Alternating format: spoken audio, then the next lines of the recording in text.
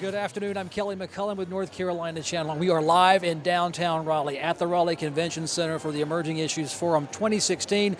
The topic is future work, and it's exactly as it sounds. What does the future mean if you're to be a worker, an employee, even an employer in North Carolina? Joining me for a brief conversation about where this economy is heading, Stephen Barrington, Capital Area Workforce Development Board, Brian Payne of Accenture Strategy, and Greg Godard, Upper Coastal Plain Council of Governments. Gentlemen, thank you for being on the panel this afternoon. Start with you, Mr. Barrington. I've heard all day, computers are here, we know that, but automation is here, and that means lost jobs if some of us aren't careful. Is that how you interpret today's events and the discussion? I hear it less as a loss of jobs and more as a transformation in terms of the way we do business here in North Carolina and the Triangle area throughout the country.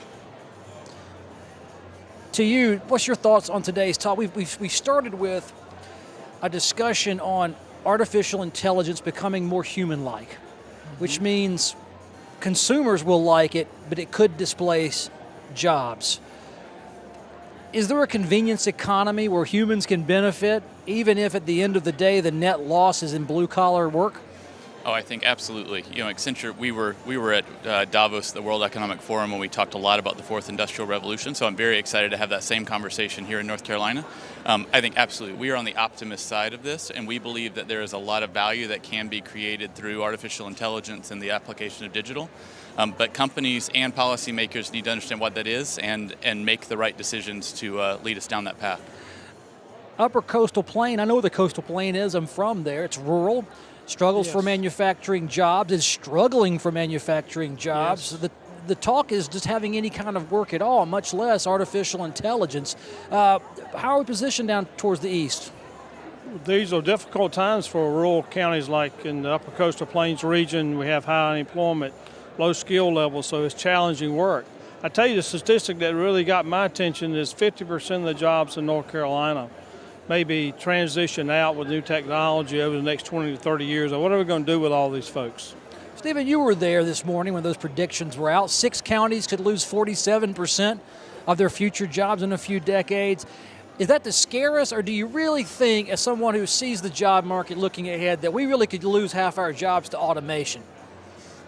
That's a great question, Kelly. I think at least with Capital Area, we do a lot of work within this area, understanding where the jobs are going, what we have coming to, and what we're losing in general.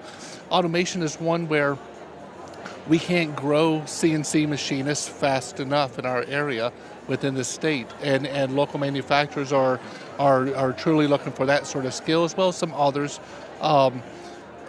Albeit we have downsized overall in advanced manufacturing. We are growing within the Triangle area. What's the difference in advanced manufacturing and what I would consider traditional manufacturing? Does anyone have an answer for that? Because everyone thinks they work in a fairly high-skilled job. So how do you draw the line? It's sort of passing judgment on someone's career. Kelly, these jobs are driven by computers, and you got to be highly computer literate to run these new machines in the high-tech industry. This is where a lot of our new manufacturing jobs will come from. And the challenge we have is to get skilled workers that can operate that high-tech machinery, and I think that's where we're headed. Yeah. And I think, Kelly, it goes to a concept of digital literacy, and so it's both the skill to operate the machines, but as we've heard today, it's also having a broader understanding of how technology works and being very comfortable with that and having a level of trust with that technology as well. Looking at the state level, going back to you, will disruption be different in the urban area from the rural area, or will there be no disruption in rural areas and only the rise of high technology without the loss of the job in between, because there was no job there to start with? Oh, I think there will be disruption in both, and I think the disruption index that has been published here today is actually a great example of where it's going to differ county by county. We're going to have to address, education policy differently based on where we are to create that digital literacy and that comfort level with technology. But with new technology, you also have great new jobs being created. Nanotechnology job, artificial intelligence jobs, virtualization. You've got a lot of new opportunities that are coming online that will impact both rural and urban areas. In workforce development, Stephen, Is it too late for some people? Is that it seems like folks are caught mid-career. There are people that haven't worked in years. They're not even counted anymore. What do they do? How do they redevelop themselves when the job hunt's been practically hopeless? If you look at the U6 unemployment rate, they're out there. They're just not being counted. I think there's a great opportunity in that of the transferable skill opportunities. But I think what we heard today was very important in that the soft skills, the communication, that's across IT as an occupation, let alone as an industry itself, is across all the different industry sectors, and it filters into so many different occupations just from a daily use standpoint. I think there is from a dislocated worker, folks who are struggling and or who are looking to get into another line. I think there's tremendous opportunity for them. However, the community college, our educational systems, they offer tremendous training opportunities where, frankly, there are a number of folks that need to be upskilled in order to go to a new industry. Understanding different processes, procedures is a company's deal, but understanding a different occupation or a different occupational type is important for them. Brian, from your analysis in your line of work, you look at someone who has a career choice to make. It used to be you could grow up and be anything you want to be. And now it seems like you could try that, but at the end of the day, you're going to get pushed in a certain direction if you want to be part of the new economy. Is that true? And if so, how much has the ordinary person lost that flexibility to be what they can be? You know, I'm a strong believer in the American dream, so I would never say you can't be what you want to be. So I will still say that dream is alive and well, but that does mean that individuals will need to take more responsibility for their continuous learning. I think we heard up on stage say lifelong learning, and individuals are going to have to take responsibility for that. That's right. Greg, how does that work in the rural areas? Some of these folks haven't been to school in 30, 40 years. They need to get 10 more years in, they can retire. But it's a challenge, I would say, for us to get folks back into training and retraining that have been out of the workforce for a while. We'll see in some of that. We are also putting some educational initiatives in place. STEM education is vitally important in North Carolina. Add arts to that as well. But we have to start at a young age, at the 3rd and 4th grade level, and bring these kids up and have an education. How do you see that? Training a 4-year-old to be ready by the time they're 18 to 22 is a lot different than when you're 42 and you've got to 55 to work. Yes, education is set up. How strong is this state's infrastructure to help people mid-career who have to raise the child who will be prepared by the time they graduate? Kelly, there's no question. We need to become more nimble within our educational system. We're not where we need to be. But conversations are being done. Understanding is being achieved by the collaborative of business, education, and government.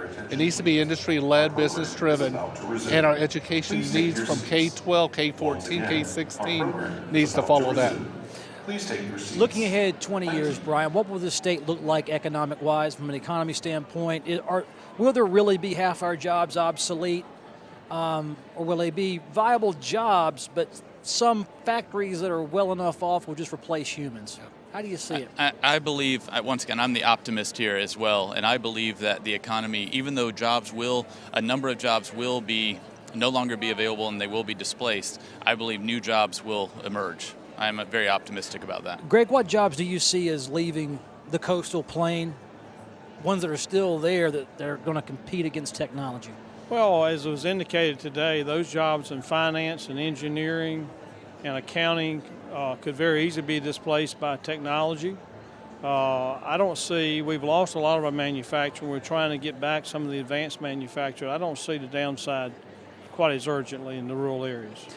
Stephen, say the projections bear out. How will society hold up with so many more people not working? It's great to have an American dream, but if people aren't working, there's not going to be an America because they're not going to tolerate being jobless and not get benefits. How does it play out long term? It sounds very dystopian if you want to be... Well, Kelly, I think we heard it loud and clear. I think there's a lot of energy today on entrepreneurship.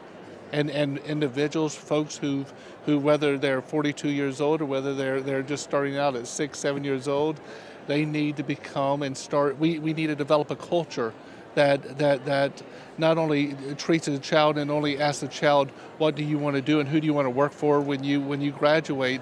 What type of business owner do you want to be? Great way to wrap up this segment. Thank you, gentlemen, for sharing your thoughts during this break.